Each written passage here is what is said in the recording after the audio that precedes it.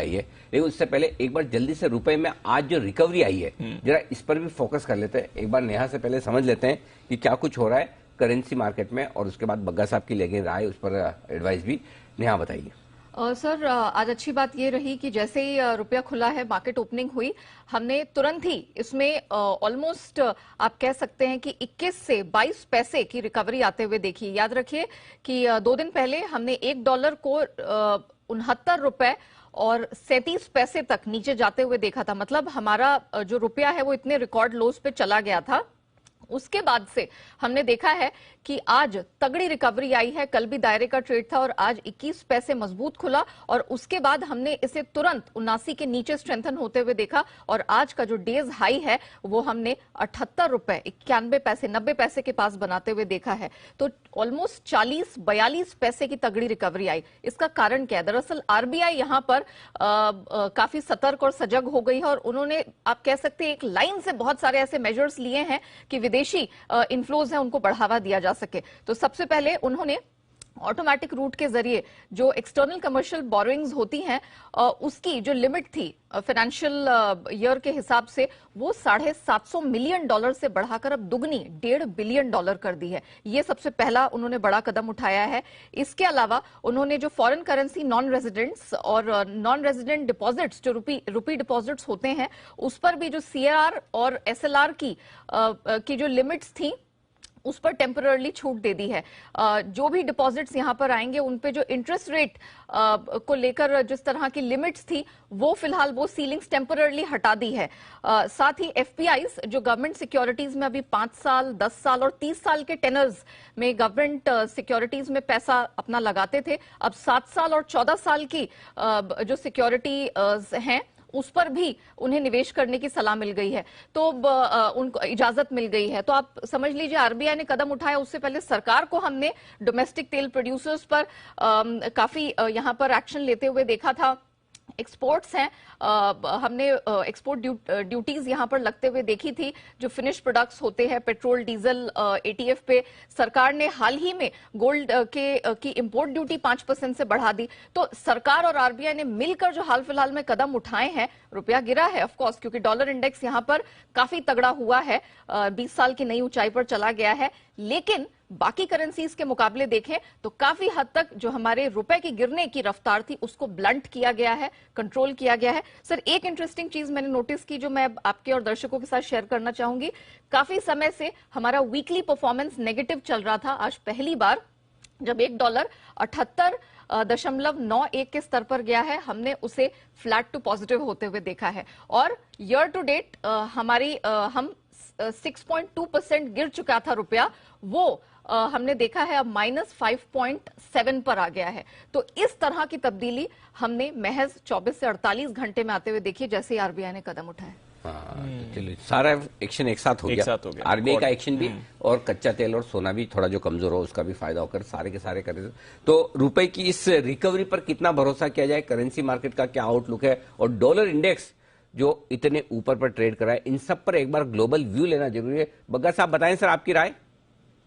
जी अनिल जी, देखिए हमारे लिए दिक्कत ये थी कि ट्रेड बैलेंस बहुत खराब आ रहा था। पहले तिमाही का देखिए तो पिछले साल के मुकाबले बहुत हाई रहा। जून में $25 बिलियन नेगेटिव रहा, तो जितना हम एक्सपोर्ट करते हैं उससे कहीं ज्यादा इंपोर्ट हो रहा था, और उसका सबसे बड़ा कारण था तेल की कीमतें बढ़नी, कोयले का जो हम इंपोर्ट कर रहे थे कोयला पावर प्लांट्स चलाने के लिए, और तीसरा सोना। ये 3 थे और सरकार ने सब पे ही कदम उठाए, मार्केट्स ने वेलकम किया। दूसरा था जो करंट अकाउंट डेफिसिट हमारा रहता है वो 3% ऑफ जीडीपी पहुंचने की आशंका थी इस साल, जो काफी नेगेटिव हो जाता है। उसकी फंडिंग कहां से होगी? फंडिंग नॉर्मली पोर्टफोलियो फ्लोज और कैपिटल अकाउंट फ्लोज से होती है। अगर वो नहीं आए तो क्या होता अगर रुपी गिरता रहेगा? तो आरबीआई ने ये सख्त कदम उठाए और खुले में आके कदम उठाए। NRI deposits bank normally market नहीं करते क्योंकि आरबीआई ने उस पे अंकुश लगाया था कितना इंटरेस्ट रेट आप दे सकते हैं, और सीआरआर पे तो आपको रिटर्न नहीं मिलता। 4.5% सीआरआर इंपाउंड हो जाता है, एसएलआर 18%, उस पे रिटर्न नहीं है। तो आपको वो रुपए में कर्ज दे के इतना कमाना है कि रुपये की डेप्रिसिएशन भी कवर कर सकें और डॉलर में जो आप इंटरेस्ट रेट दे रहे हैं वो भी कवर कर सकें। तो अभी ये जो छूट मिली है वो पॉजिटिव है। 2013 अनिल जी याद करिए कि रघुराम राजन और सुब्बा राव जी जा रहे थे, उन्होंने एक्चुअली की थी स्कीम, मैं भी उसमें काफी शामिल था। मिस्टर खान थे डिप्टी गवर्नर, उन्होंने फॉरेन बैंक्स को बुलाया था और हमने 1 से 2 हफ्ते के अंदर बहुत बड़ी रकम जुटाई थी देश के लिए FCNR डिपॉजिट्स में, जब बैंक्स को इन्होंने एक ये सहूलियत दी थी। तो ये अच्छी बात है।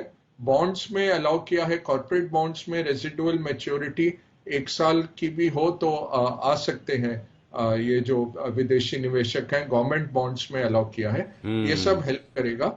और कोरियन वॉन और चाइनीज करेंसी अप्रिशिएट हुई है पिछले 1 हफ्ते में। हमारी करेंसी गिर रही थी तो एटलीस्ट ये इन्होंने ट्रेंड तोड़ा है। आज जैसे चाइना ने सवेरे अपने मार्केट से लगभग $60 बिलियन निकाले मनी मार्केट से, क्योंकि उन्होंने इस साल के जो लोन्स लेने थे वो खत्म कर लिए थे, रेस कर लिए थे, और बहुत उधर लेवरेज पोजीशन थी चाइनीज बॉन्ड्स को मारने के लिए। तो वो उन्होंने एक ऐसी पोजीशन ली आज सवेरे और मार्केट्स में पोजीशन हल्की होते देखी। तो ये सेंट्रल बैंक्स को करते रहना चाहिए, एक तरफा मार्केट नहीं होना चाहिए कि रुपया तो नीचे ही जाना है भाई, रुपये को शॉर्ट करके बैठ जाइए। इस तरह के झटके अच्छे हैं मार्केट के स्ट्रेंथ के लिए और हमारे रुपए के स्ट्रेंथ के लिए भी। डॉलर जो पीक हो रहा है वो लगता है कि और अभी जाएगा। हमें लगा था 106 का जो एक नंबर आ गया, शायद पीक डॉलर हो रहा है। 107 जो क्रॉस हुआ है, अब नया जो असेसमेंट आ रहा है 110 का आ रहा है। बट इसमें अच्छी बात क्या है कि डॉलर जब पीक के करीब आता है उसके 3 महीने के अंदर इमर्जिंग मार्केट स्टॉक्स परफॉर्म करने लग जाते हैं क्या? क्योंकि जब आपको जी ये हिस्ट्री है अनिल जी। और इनफैक्ट चाइनीज एक ETF है जो 3 टाइम्स रिटर्न देता है। तो 3x लेवरेज वाला एक चाइनीज ETF है, ₹1 लगाएं वो आपको 3 गुना रिटर्न देता है चाइनीज मार्केट का। उसमें पिछले 2-3 दिनों में 6 गुना 8 गुना वॉल्यूम्स आने लग गए एकदम से। तो ये एक लीडिंग इंडिकेटर मैं कहूंगा।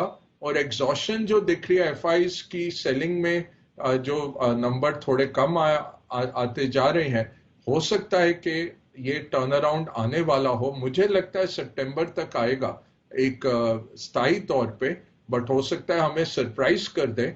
बट ये तय है कि जब डॉलर पीक करेगा उसके 3 महीने में आप देखेंगे इमर्जिंग मार्केट फ्लोज बढ़ते हैं और इमर्जिंग मार्केट परफॉर्मेंस बढ़ने लग जाती है फिर से। ये कोरिलेशन है पिछले 50 साल का।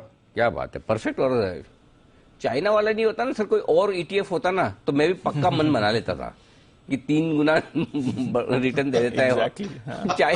चाइना वाला थोड़ा भरोसा कम आता है ना। मतलब उनका कोई हिसाब किताब नहीं, कब किस चीज पे बैन लगा दे, कब किस चीज को खोल दे। और उनका क्या अनिल जी, कम्युनिस्ट पार्टी के लीडर्स की अपनी इतनी कंपनियां हैं ना, तो वो आता दिखता है विदेशी निवेश आ रहा है, बट कुछ पता नहीं होता किस कलर का है, वो लाल कलर का है कि ब्लू कलर का निवेश का अपना पैसा भी राउंड ट्रिप करके बहुत आता है।